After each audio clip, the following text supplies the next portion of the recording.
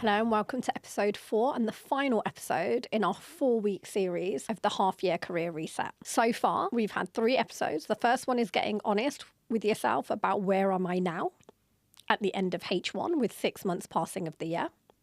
The second is about looking back at the impact you've made in the year and how do you communicate that impact and celebrate your wins. The third was about setting the vision of where you want to go. And the fourth and final episode, you guessed it, is going to be about taking action. So this is about the intentional action we want to take and what limiting beliefs we need to unpack to get there. Lock in, because I really do believe that we can reset our careers by making our own luck. Let's get into it. My name's Taz. I'm a woman. I'm brown. I grew up in Birmingham. I was raised by a single mum on free school meals. I've spent the last few years navigating corporate exec life. And what I've learned over the years is there is a set of corporate rules nobody is saying out loud. And that's why I created this podcast. This space is for us to unpack those rules and to help you figure out how you want to navigate the system and engage with it. I would love for you to follow on Office Real Talk on Instagram or TikTok and subscribe on Spotify, Apple, wherever you get your podcasts so we can get more of us listening and winning in the corporate world. So many people look around and go, oh my God, they're so lucky. They're so lucky. Things fall on their lap. Everything is a decision. It sounds really weird, right? But I remember someone talking to me about a friend of theirs and said, oh, it's them. Everything just falls into place for them in their life. They just, they met a guy and he had loads of money and their work is just like really easy and they make loads of money. And I'm like, yeah, fair. But they also decided to marry a guy who's got a lot of money. Everything you do in your life is a decision. You make your own luck. You don't get lucky. It's like someone commented on my recent Instagram post around being lucky. You can't say winning the lottery is lucky. Someone decided to buy a lottery ticket and play. And when you start reframing your thoughts like that, you become someone who takes action rather than someone who looks at the world as a series of lucky events. And it makes you show up differently. Stop thinking everybody else is lucky and start building your own mechanisms for luck. I've built the winning formula for myself. It's strategy, it's intention, and it's action. Believing everybody else is lucky will only make you believe you're not. And that is no way to live life. It is defeatist, it is a victim mentality, and we don't play with that here. So let's make our luck for the rest of the year. We've done the reflection, we've set the vision, now we're going to take action. So I just talked about my formula: strategy, intention, action. This episode is where intention and action live. Remember, strategies die without action. That's not going to happen to us. That's not going to happen to you. The people who stay stuck, sit in that gap, keep wishing away, and become very unhappy when they don't get what they want. Don't be that person. A lot of people get anxious when they're not achieving their goals, when they're not getting what they want. Let me tell you one thing: action cures anxiety. That is true in life and that is true in careers. Confidence doesn't come from waiting to feel ready. If I waited to feel ready, I would not have achieved or done anything with my career and my life. I wasn't ready to move to London 12 years ago, but I did it. I wasn't ready for most of the jobs I took, including the one I just started a couple of weeks ago, but I took it. Confidence comes from taking action before you feel you're ready. Remember what I say, being ready is a decision, not a feeling. Do the damn thing, do it scared. That's how we're going to approach the second half of the year. So we're not just starting in August. We started this series on the 1st of July. 6 months had passed. You had a full 6 months to evaluate, to learn, to recognize patterns, to reflect on. The next 6 months are about taking action. And in the first 3 weeks, you've done the work on reflecting, on having honest conversations with yourself, on being able to quantify your impact, and now being able to think about where you want to go and how you make it happen. So you've already been taking action for the last 3 weeks. Don't think that was wasted. You have started the second half of the year taking action already. That is something to celebrate and to be proud of. You are already taking the steps you need to. But we're going to dial it up a gear now. So to take action, we need to understand what's in our way. So I'm going to ask you a few questions and let you reflect. To be where you want to be by the end of December, what do you need to happen? And what do you think will hold you back? For the things that you believe will hold you back, what is the evidence for that? Where has that belief come from? And who gave you that story about yourself? And the last one, probably one of the most important questions you should ask yourself. What does the perfectionist version of H2 and the end of December look like? And what is the good enough version of H2? the version that still gets you to where you need to be. My biggest life and career hack would be stop waiting for perfect. Stop idealizing perfection. Good enough is not failing. If you got the job and they didn't offer you the 20K rise but gave you 10K, you still got a rise and you still got the job. Got to be really careful what stories you're telling yourself. Got to be really careful what perfectionism you're putting on your life and how that could be holding you back from being happy, from accepting that what you've got is good enough. I'm not saying don't strive. That is not what I'm saying. But strive with some sense, for God's sake. Things will go your way and things probably are going your way, but you're not allowing yourself to believe it. And then there'll be things that don't go your way. And when they don't, the negative self-talk starts. And that's where your limiting beliefs kick in. How you talk to yourself is so important about how you show up for yourself and your goals. The inner monologue that tells you you're not good enough, you don't belong, you should wait until you're ready, it's not perfect enough, that's not fact. That's a habit that you've built over time. And just like any habit in life, it can be broken and interrupted. It's important we make commitments, not just set intentions. So your actions and your habits are not about making one big move, one sudden move, one big jump. Success doesn't come from shooting your shot once. It comes from multiple habits. It's the small intentions done consistently over time that compound into something big. I am the result of all of my habits, all of my decisions, good, bad, imperfect, perfect, half-baked, 100% solid. But I'm the sum of all of my parts. And so are you, and so can the rest of your year be. So ask yourself, what habits do you need to build to hit the goals we talked about in episode 3 and the vision of you at the end of the year?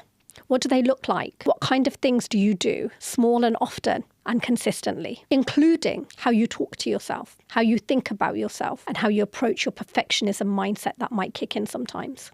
It's not enough to just think about where do I want to be at the end of December and what do I want to say about myself. It's also about today committing to the actions and the habits that you will take to be able to get there. And where people go wrong is they write a list of 20 things. You probably don't need 20. You need a few. So in the last episode, I told you my goals for the end of this year. And when it comes to Office Real Talk, the habits are simple. Turn up to record my podcast once a month, just once a month, 3 hours. And to show up consistently on social media and recording content when I have the time, rather than I need to do it every morning at 5:30, because that's something I can't commit to. Spend more time with my grandmas and my childhood friends. It's just building longer trips to go back to Birmingham as much as I can. Not every month because I can't commit to doing it, not every 2 months, but when I can. And tell someone about that goal that can help you. So I've told my husband and I've told my PA Robbie, because they're the two people that I need to work with to make that happen. And that creates accountability. Not everything needs to change your life. You don't need to disrupt everything, but you might need to be brave and take some different actions. Okay, what are you committing to in your life, around your work, and in your work for the next 6 months?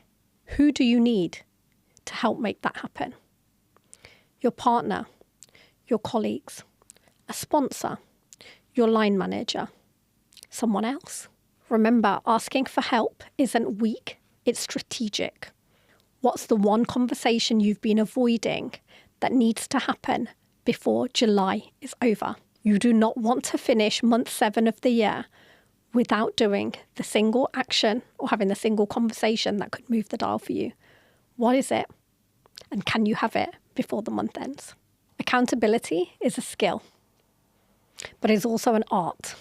It's not about willpower. It's not even about mindset. It's having a system and a framework in place where you can hold yourself accountable or have other people around you who hold you accountable. Remember, we don't rely on luck. We don't rely on willpower. We don't rely on memory. We rely on systems and frameworks that we build for ourselves, because that is how we win. Accountability is about building conditions that make it easier for you to continue and create momentum and have consistency, and make it harder and create friction so you can't stop. To create accountability, do something really small. Check in with yourself every week.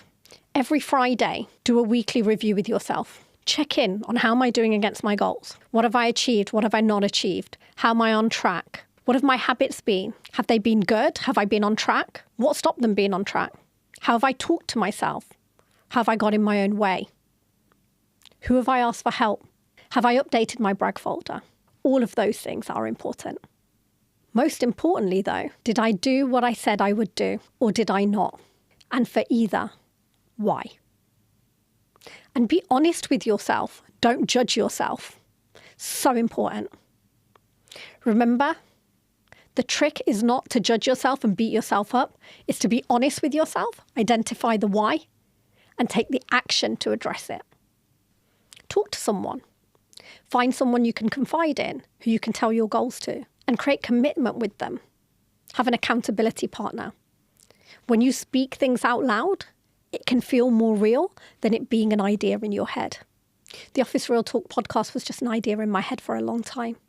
It's only when I told 2 or 3 people about it out loud that it became a reality. But it had been in my head for a long time. Those people will ask you questions. They'll have conversations with you. They'll ask how it's going. They will ask you how it's going. And that should create some fire, but also some momentum and conversations that you want to show up differently to every time they happen. Come back to your brag folder. Every time something good happens, every time you get a good piece of feedback, every time you move the dial a little bit, every time that goal gets moved up a little bit more, every time you're closer to hitting those goals and you've got the data to back it up, go and update your brag folder.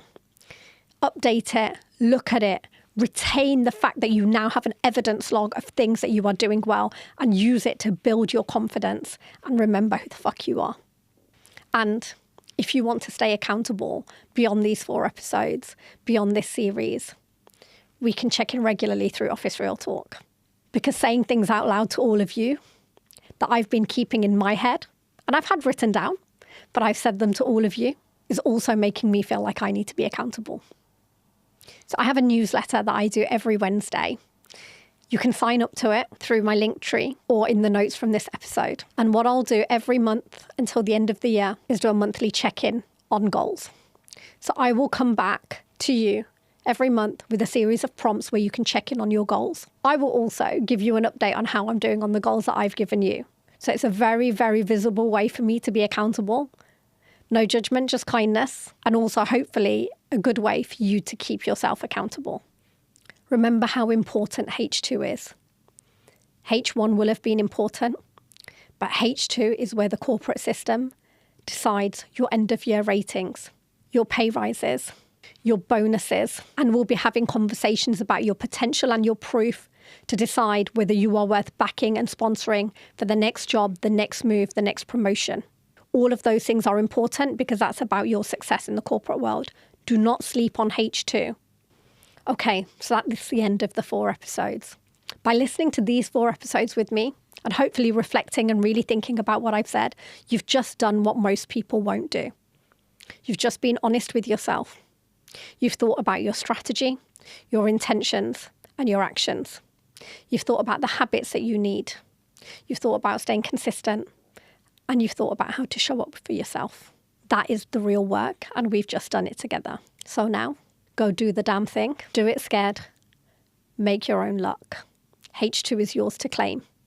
And as ever, my DMs are open. This podcast will be here. The newsletter is there. And if you need me, I'm in this with you because I've shared my goals and I'm about to get real serious too.